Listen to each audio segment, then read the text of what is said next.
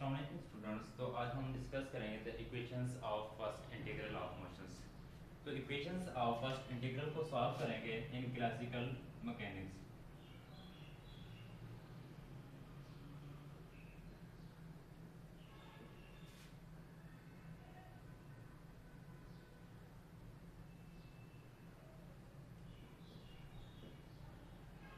इसे ये भी कहा जाता है the equations of first integral of motions.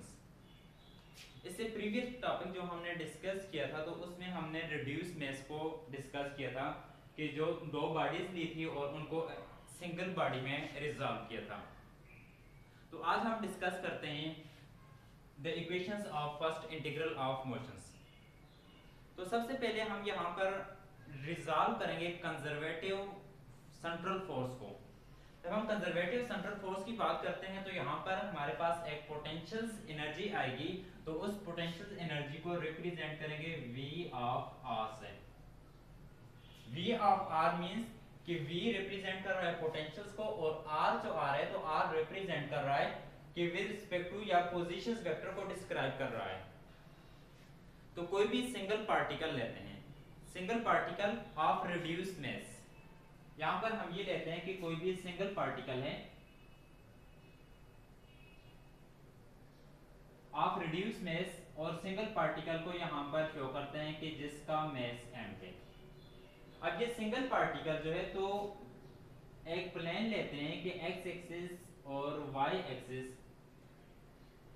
तो इसको x एक्सिस का नाम दे देते हैं और इसको हम y एक्सिस का नाम देते हैं। अब इस केस में ये होगा जो पार्टिकल है वो पार्टिकल सर्कुलर पाथ में मूव कर रहा है। जब पार्टिकल सर्कुलर पाथ में मूव कर रहा है तो इसके लिए हम ये कहेंगे कि सेंटर पॉइंट इसका जो आ रहा है जिसे हम बोलेंगे फिक्स पॉइंट, फोर्स का कोई फिक्स पॉइंट होगा तो इसको ओरिजिन का नाम देंगे और इसका जो पोजीशंस होगा या रेडियस होगा इसको हम r से रिप्रेजेंट करेंगे। अब पार्टिकल जिसका मास m है, अब अगर ये मूव कर रहा है तो इसकी सर्टेन वेलोसिटी होगी, तो v इसकी सर्टेन वेलोसिटी आएगी। अब ये v वेलोसिटी जो आ रही है तो वेलोसिटी की डायरेक्शन जो होगी तो ये इसके ऊपर टेंजेंशियल्स होगी हर पॉइंट पर। अगर यहाँ पर हम देखें तो ये टेंजेंट बनाएगी, तो यहाँ पर ये टेंजेंशियल्स होगी। अब the product of mass and linear velocity, product of mass and linear velocity means v and v ये इक्वल होते हैं हमारे पास मोमेंटम्स के, तो इसको हम यहाँ पर ये लिखेंगे कि ये मोमेंटम्स के इक्वल होते हैं। सेकंड, अब ये r आ रहा है और p, तो इन दोनों का जब हम क्रॉस प्रोडक्ट लेंगे, r और p का जब हम क्रॉस प्रोडक्ट लेंगे तो ये एज एंगुलर मोमेंटम के तौर पर हमारे पास आएगा। तो एंगुलर मोमेंटम ये हमारे पास आएगा। तो एंगुलर मोमेंटम को कैसे हम डिस्क्राइब करेंगे, तो ये हमारे पास एंगुलर मोमेंटम आ जाएगा। अब यहाँ पर जो एंगुलर मोमेंटम्स आया है तो वो फिक्स प्लेन में और उसकी डायरेक्शंस टुवर्ड एक्स एक्सिस के, एक्स एक्सिस की तरफ या एक्स एक्सिस के पैरेलल है। जो एंगुलर मोमेंटम यहाँ पर आया है तो वो एंगुलर मोमेंटम एक्स एक्सिस के पैरेलल आ रहा है। अब इसी एंगुलर मोमेंटम्स को अगर यहाँ पर हम डिस्क्राइब करें तो ऐसे लिखेंगे the cross product between the cross product of positions vector and momentums. तो इसे हम ये कहेंगे कि ये एंगुलर मोमेंटम्स है। और इस केस में जो एंगुलर मोमेंटम होगा और वो एंगुलर मोमेंटम कंजर्व्ड होगा। एंगुलर मोमेंटम कंजर्व्ड कैसे होगा कि यहाँ पर ये रेडियस देखें या एंगुलर मोमेंटम जो हमारे पास आ रहा है, तो एंगल जो फाउंड हो रहा है तो ये 90 का एंगल यहाँ पर फाउंड हो रहा है। तो इस केस में हम ये कह सकते हैं कि एंगुलर मोमेंटम जो होगा तो ये जब वो परपेंडिकुलर होगा r और p, r और p जब ये परपेंडिकुलर होंगे तो अब p की डायरेक्शन यहां से देखें, p की डायरेक्शन ये आ रही है, r की डायरेक्शन ये आ रही है। जो रेडियल डिस्प्लेसमेंट आ रहा है p इसके ऊपर परपेंडिकुलर है, तो r और p आपस में ये परपेंडिकुलर होंगे। जब ये दोनों आपस में परपेंडिकुलर होंगे तो इस केस में हम ये देखेंगे कि r p sin थीटा हम पुट करेंगे तो एंगुलर मोमेंटम जो होगा कंजर्व्ड होगा। अगर इसके अलावा ये केस हो कि r is parallel to p, कि r अगर p के पैरेलल है, या हम ये कहें कि r जो आ रहा है तो ये पैरेलल टू एल आ रहा है, तो यहाँ पर ये जो एल है तो अगर इसके पैरेलल आ रहा है तो इस केस में एंगुलर मोमेंटम जो होगा ये जीरो होगा। तो सिस्टम जो होगा तो इसका एंगुलर मोमेंटम जीरो होगा। इस एंगुलर मोमेंटम्स को डिस्क्राइब करने के लिए या इसकी मोशंस को जो पार्टिकल है तो इस पार्टिकल की मोशंस को डिस्क्राइब करने के लिए यहां पर हम एंगल थीटा, 3 पैरामीटर लेंगे, थीटा, साई और रेडियल डिस्टेंस जो हमारे पास आ रहा है तो आर। अब थीटा, साई और ये क्या है, तो इससे थीटा को हम ये बोलेंगे कि ये एजिमुथ एंगल हमारे पास आ रहा है। एजिमुथ एंगल जो होगा तो हम इसको एजिमुथ एंगल तो वर्टिकल जो होगा तो इसके लिए कहेंगे, और दूसरा जो साई आएगा तो साई एज अ जीनथ एंगल आ रहा है कि सन में और वर्टिकल हमारे पास एंगल हो, और आर जो है तो आर रेडियल डिस्टेंस को रिप्रेजेंट कर रहा है। तो हम यहाँ पर 3 पैरामीटर लेंगे, थीटा, साई और आर। तो ये हमारे पास डिफरेंट पैरामीटर्स आ रहे हैं जो कि इस केस में मोशंस को डिस्क्राइब कर रहे हैं। अब हम लैग्रांजियन इक्वेशंस की बात करते हैं। तो लैग्रांजियन इक्वेशंस हमारे पास इक्वल थी L is equal to T minus V के, इसको नाम देते हैं कि ये इक्वेशन नंबर 1 आ रही है। अब यहाँ पर इस इक्वेशंस में T जो है तो T रिप्रेजेंट कर रहा है काइनेटिक एनर्जी को, और V as a potential energy आ रहा है। T जो हमारे पास है काइनेटिक एनर्जी, तो काइनेटिक एनर्जी का सिंपल अगर फार्मूला हम देखें तो काइनेटिक एनर्जी इक्वल होती है 1/2 mv² के इक्वल होती है। लेकिन इस केस में हम काइनेटिक एनर्जी को रिप्रेजेंट करेंगे T से। जब T से रिप्रेजेंट करेंगे तो ये इक्वल होगा 1/2 mv²। अब ये v जो वेलोसिटी आ रही है, तो ये जो केस हमने लिए हुए प्लेन में लिए हुए x एक्सिस भी है, y एक्सिस भी, जब इस वेलोसिटी को हम देखेंगे तो इसका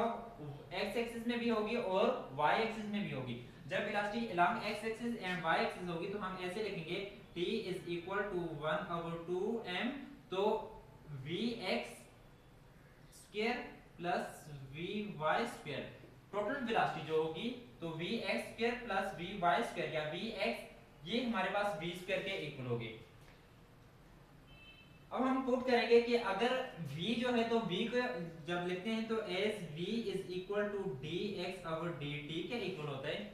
अब ये जो हमारे पास आ रहा है dx/dt, तो d/dt जो आ रहा है तो इसके ऊपर एज ऑपरेटर अप्लाई किए हुए हैं। d/dt जो है तो ये एज ऑपरेटर अप्लाई किए हुए, तो इसको मैं ये लिख लेता हूँ v इज इक्वल टू, तो d/dt जो है तो इसकी जगह पर x जो डेरिवेटिव आ रहा है तो यहाँ पर ये लिख लेंगे vx डॉट होगा, तो इसकी जगह पर हम ये लिखेंगे, अगर vx के लिए है तो vx is equal to x dot, और vy आ रहा है तो vy के लिए हम ये लिखेंगे y डॉट लिखेंगे। जब ये लिखेंगे और इस इक्वेशन में पुट करेंगे तो ये इक्वेशन हमारे पास बन जाएगी t is equal to 1/2 m, और इसकी जगह पर ये आ जाएगा vx, तो vx की जगह पर x dot square plus y dot square आ जाएगा। तो ये हमारे पास आ जाएगा x dot square plus y dot square, ये दो टर्म हमारे पास आ रही हैं। नाउ एस x हमें पता है कि x किसके इक्वल होते हैं, x is equal to r cos theta and y is equal to r sin theta. तो x हमारे पास r cos थीटा के इक्वल और y जो है तो y r sin थीटा के इक्वल है।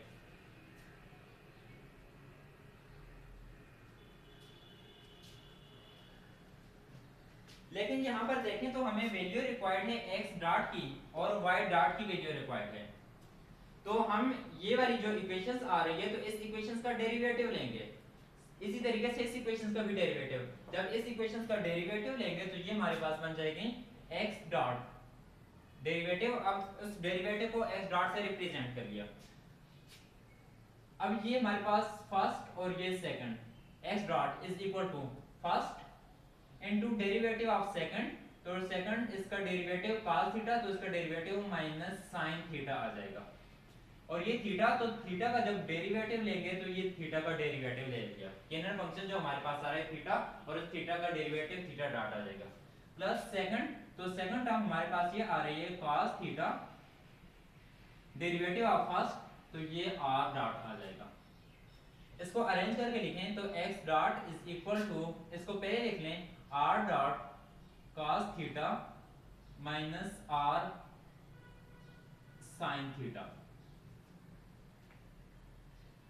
अब हमें यहाँ पर जो टर्म रिक्वायर्ड है तो ये स्क्वायर की फॉर्म में रिक्वायर्ड है, ये वाली टर्म जो रिक्वायर्ड है तो ये स्क्वायर की फॉर्म में, तो इसका होल स्क्वायर, तो मैं यहाँ से डायरेक्ट इसके ऊपर होल स्क्वायर लिख लेता हूँ, क्योंकि यहाँ पर हमें स्क्वायर की फॉर्म में रिक्वायर्ड है। तो ये बन जाएगी x dot square is equal to, जब स्क्वायर को अप्लाई करेंगे a minus b whole square बन रहा है, तो इसके ऊपर अप्लाई करेंगे r dot square cos square theta plus r square sin square theta minus 2r r dot sin theta into cos theta. Second term जो हमें रिक्वायर्ड है तो y डॉट की टर्म रिक्वायर्ड है, तो y डॉट के लिए ये वाली जो टर्म आ रही है तो इसको हम डिफरेंशिएट करेंगे। जब इसको डिफरेंशिएट करेंगे तो y dot is equal to first in, तो sin थीटा, तो sin theta first in cos theta, और इसका जब हम डेरिवेटिव लेंगे तो थीटा डॉट प्लस सेकंड, तो सेकंड टर्म हमारे पास sin थीटा आ रही है, second into derivative of first, तो ये हमारे पास r डॉट बन जाएगा। तो y dot is equal to r dot sin theta plus r cos theta, इसको ऐसे लिख लें r, और इसके साथ r थीटा डॉट, ये थीटा डॉट जो आ रहा है यहाँ पर लिख लें cos theta.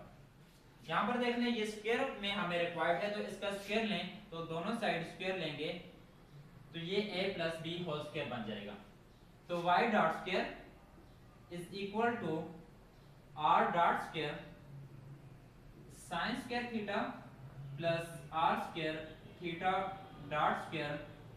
cos square theta plus 2r, जब हम यहाँ पर इनको मल्टीप्लाई करेंगे तो ये बन जाएगा 2r r dot theta dot cos theta हमारे पास आ जाएगी, cos थीटा और ये sin थीटा, तो ऊपर से हमने sin थीटा पहले लिखा हुआ है तो इसको भी इसी तरीके से लिख लें, तो ये बन जाएगा sin थीटा और cos थीटा।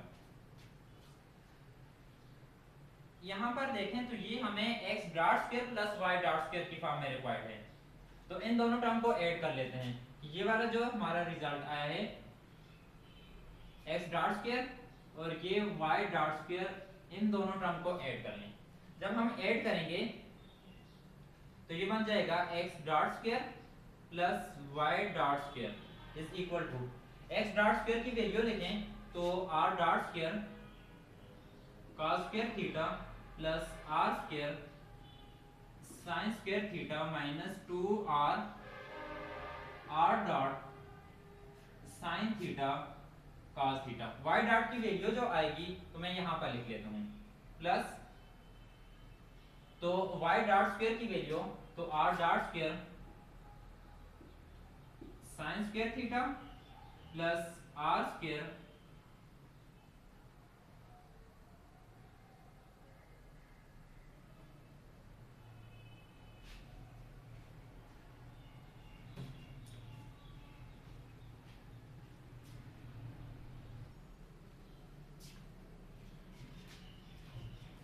यहाँ पर इस टर्म के साथ देख लें कि जब हमने डेरिवेटिव लिया था तो ये साथ थीटा डॉट आ रहा था, तो ये जो x डॉट हमारे पास आ रहा था तो इसके साथ थीटा डॉट आ रहा था, तो ये थीटा डॉट को यहाँ पर साथ लिख लें। जब यहाँ पर लिखेंगे तो यहाँ पर भी ये थीटा डॉट आएगा, तो फिर इसके साथ ये वाली टर्म जो होगी तो इसके साथ भी ये थीटा डॉट आएगा। अगेन इसी तरफ आ जाते हैं, तो इस टर्म को लिखेंगे r स्क्वायर और यहाँ पर ये theta dot r square theta dot square, तो ये वाला थीटा डॉट हमारे पास आएगा, तो थीटा डॉट स्क्वायर ये हमारे पास आ जाएगा। यहाँ पर थीटा डॉट आ रहा था तो थीटा डॉट को ये लिख लें। अब इस टर्म की तरफ आ जाएं तो r square theta dot square cos square theta plus 2r r dot theta dot sine theta और ये कॉस थीटा आ जाएगा। अब यहां से देखें ये दोनों टर्म लास्ट टर्म ये दोनों सेम आ रही हैं तो इनको कैंसिल कर लेंगे। जब इनको हम कैंसिल करेंगे तो ये हमारे पास बन जाएगा x dot square plus y dot square is equal to इन दोनों टर्म में से यहां पर r डॉट स्क्वायर और यहां पर भी r डॉट स्क्वायर, तो r डॉट स्क्वायर को कॉमन लिया r डॉट स्क्वायर तो यहां पर sin square theta plus cos square theta और यहां पर r square theta dot square common लें तो sin square theta plus cos square theta और ये वाली टर्म कैंसिल हो जाएगी। तो नेक्स्ट हम ये लिखेंगे कि x dot square plus y dot square is equal to r dot square sin square theta plus cos square theta ये 1 के इक्वल और ये वाली टर्म यहाँ भी 1 आ जाएगा तो इसकी जगह पर हम ये लिख देंगे r square theta dot square आ जाएगा। अब जो हमारा रिजल्ट आ रहा था तो काइनेटिक एनर्जी जो आ रही थी तो उसमें हम पुट करेंगे तो काइनेटिक एनर्जी वाली टर्म हमारे पास बन जाएगी T is equal to 1/2 m x dot square plus y dot square तो उसकी जगह पर ये हम लिख देंगे r dot square plus r square theta dot square. अब ये हमारा रिजल्ट आ रहा है काइनेटिक एनर्जी आ रही है। लेकिन लैग्रांजियन इक्वेशंस की तरफ जाते हैं तो लैग्रांजियन इक्वेशंस हमारे पास ये आ रही है L is equal to T minus V ये लैग्रांजियन इक्वेशंस आ रही है। तो हम पुट करेंगे वैल्यू लैग्रांजियन इक्वेशंस में तो लैग्रांजियन इक्वेशन में जब ये वैल्यू पुट करेंगे तो ये हमारे पास बन जाएगा L is equal to T तो T की जगह हम वैल्यू पुट कर लेंगे 1/2 m x dot square plus ये हमारे पास आ जाएगा y डॉट स्क्वायर। पोटेंशियल की बात करेंगे तो यहाँ पर हमने शुरू में लिया था कि पोटेंशियल जो है V ऑफ R लिया था, ये पोटेंशियल है V ऑफ R तो माइनस V तो इसकी जगह हम ये लिख लेंगे V ऑफ R, इसको नाम देंगे हम इक्वेशंस 2 का, तो इसको हम इक्वेशंस 2 का नाम दे देते हैं। अब यहाँ से हम फाइंड करते हैं कि एक टॉपिक में हमने पढ़ा था कैनोनिकल मोमेंटम्स, तो कैनोनिकल मोमेंटम्स को हम रिप्रेजेंट करते हैं ये इक्वल था canonical momentum P theta is equal to partial L over partial theta dot के इक्वल था, तो ये हमारे पास आ रहा था कैनोनिकल मोमेंटम्स। तो अब जो L की वैल्यू आ रही है तो L की वैल्यू हम इसमें पुट कर लेंगे, ये हमारे पास L की वैल्यू आ रही है या इस इक्वेशंस का हम डेरिवेटिव लें पार्शियल ओवर पार्शियल थीटा तो ये हमारे पास बन जाएगा इक्वेशंस 2 का जब हम डेरिवेटिव लेंगे तो p थीटा या इसका डेरिवेटिव लें partial over partial theta dot is equal to partial over partial theta dot 1/2 m x dot square plus y dot square minus v of r। तो ये L का लिया हमने तो partial L over partial theta dot ये p theta के equal है canonical momentum और ये हमारे पास बन जाएगा। अब देखें कि 1/2 m x डॉट स्क्वायर इसमें थीटा डॉट की कोई टर्म मौजूद नहीं है, एज अ कांस्टेंट आ रहा है, ये भी एज अ कांस्टेंट तो ये भी एज अ कांस्टेंट, तो कांस्टेंट का डेरिवेटिव जो होगा तो हमारे पास 0 आएगा, तो ये हमारे पास बन जाएगा p theta is equal to 0। तो इस केस में जो मोमेंटम हमारे पास आ रहा है तो p थीटा 0 के इक्वल आ रहा है।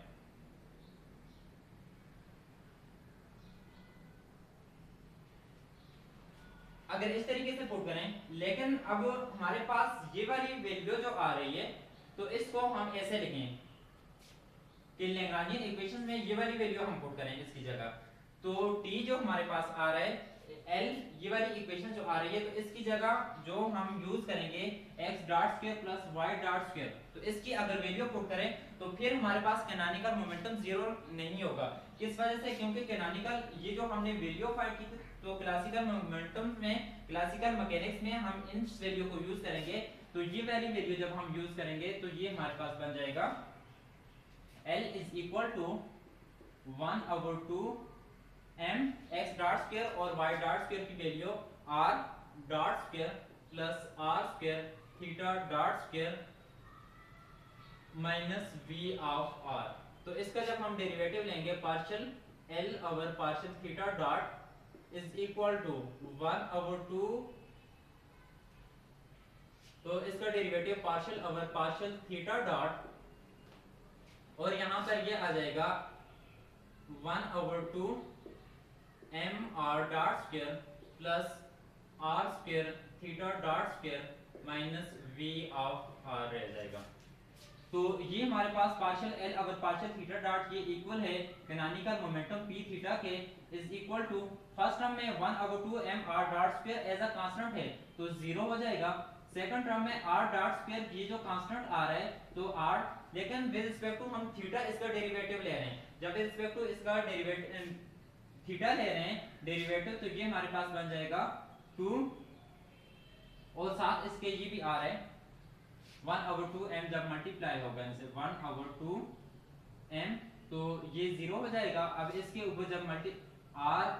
स्क्वायर और थीटा डॉट स्क्वायर की जगह पर ये आ जाएगा 2 थीटा डॉट आ जाएगा, और ये माइनस v जो होगा तो ये 0 हो जाएगा। तो p थीटा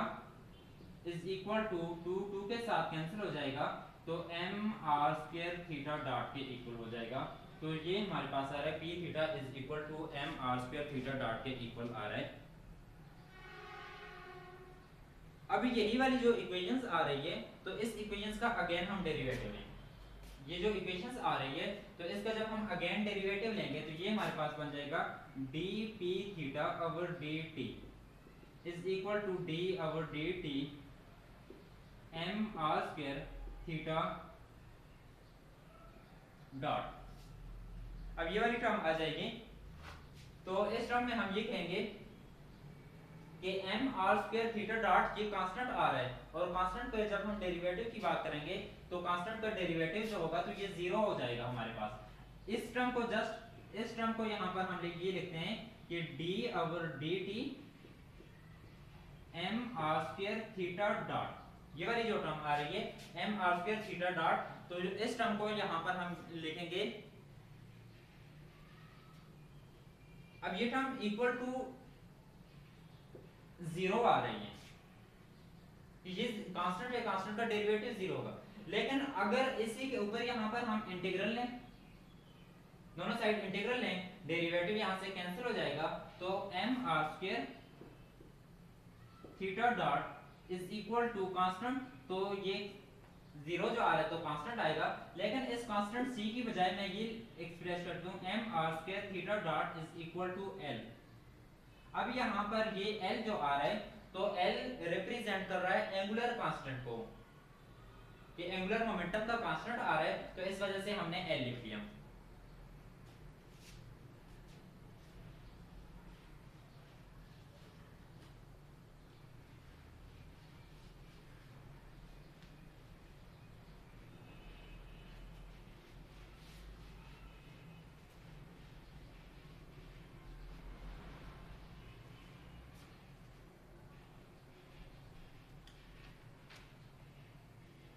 अब यहाँ पर जो हमने डायग्राम बनाई थी तो उसमें ये कहा था कि इस तरीके से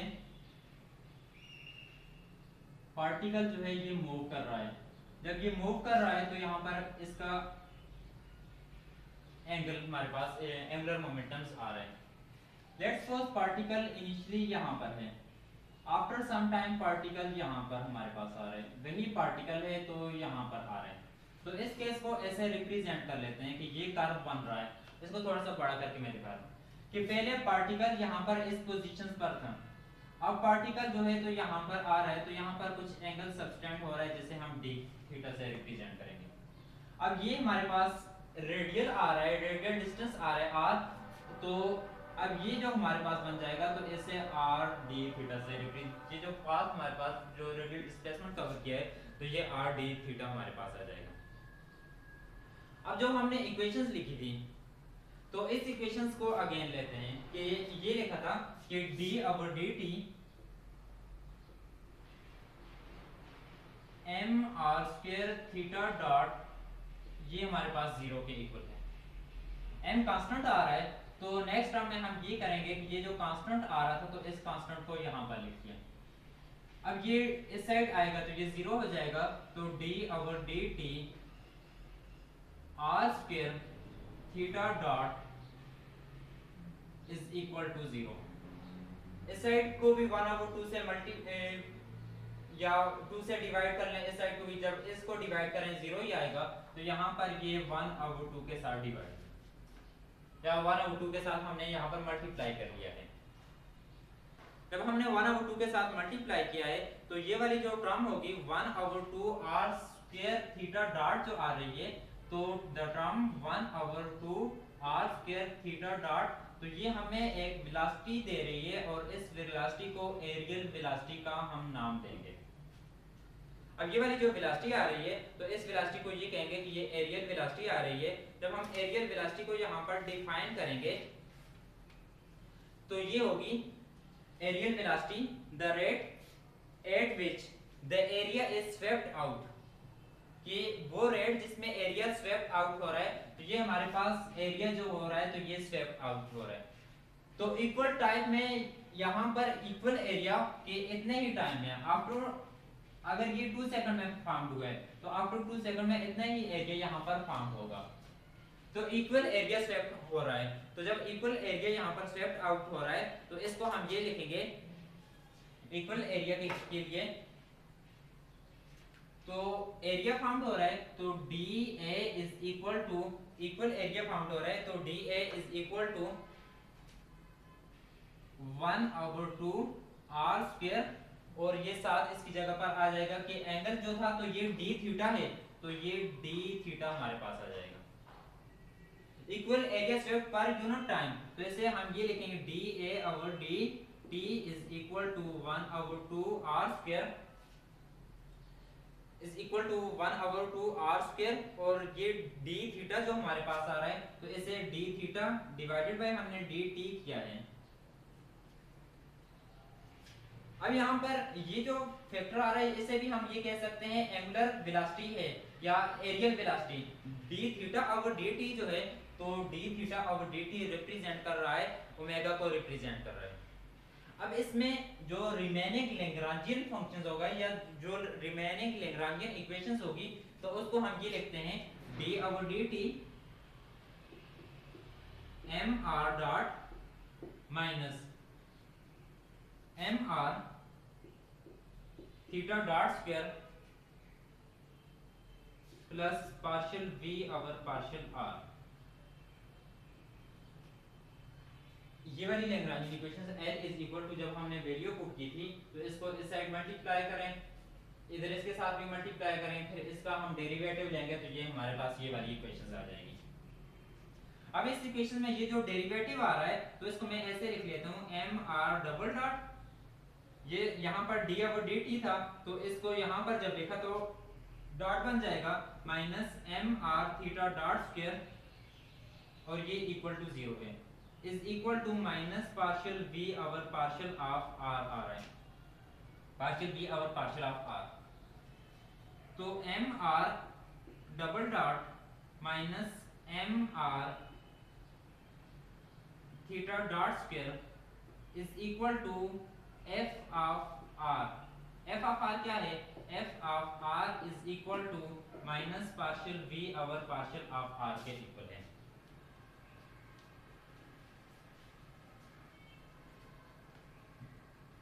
अब ये वाली जो इक्वेशंस आ रही है तो इस इक्वेशन में यहां से हम लेंगे रिजल्ट, तो ये M R square theta dot is equal to L के इक्वल, तो इस इक्वेशन से हम थीटा डॉट की वैल्यू फाइंड करेंगे। जब थीटा डॉट की वैल्यू फाइंड करेंगे theta dot is equal to L over M R square के इक्वल, ये जो रिजल्ट आएगा तो इसको हम इस इक्वेशन में पुट करेंगे, तो ये इक्वेशन हमारे पास बन जाएगी एम आर डबल डॉट